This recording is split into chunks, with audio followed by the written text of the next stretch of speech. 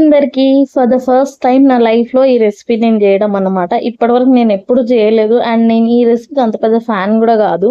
So already మీకు ముందు video చూస్తేనే అర్థమైపోయి ఉంటుంది ఏం రెసిపీ అనేసి. ఇది వచ్చేసి జున్ను పాలు అన్నమాట. మా హస్బెండ్ కి జున్ను అంటే చాలా ఇష్టం.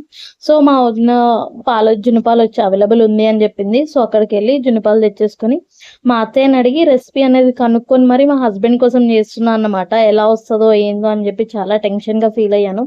మా హస్బెండ్ ఏమన్నారంటే స్వీట్ ఎక్కువ ఉంటేనే జున్నుకి టేస్ట్ అనేది ఉంటుంది, స్వీట్ తక్కువ ఉండకుండా చూసుకో అని చెప్పారు. సో నేను 1/2 లీటర్ జున్ను పాలకి 1/2 లీటర్ నార్మల్ పాలు కలపమని చెప్పారు అత్తయ్య. అందులోకి నేను 1/2 కేజీకి ఒక 100 గ్రామ్స్ తక్కువ బెల్లం పెట్టేసాను అనమాట.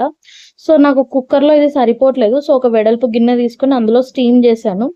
ఎలా వచ్చిందంటే కేక్ లాగా వచ్చిందన్నమాట. చూడంగానే ఫుల్లీ సాటిస్ఫైడ్. సో ఫ్రిడ్జ్ లో పెట్టేశాను. నైట్ టైం చేశాను. ఎర్లీ మార్నింగ్ వెళ్ళి మా హస్బెండ్కి ఇస్తే టేస్ట్ చాలా బాగుందని చెప్పారు. పర్ఫెక్ట్ అన్నమాట.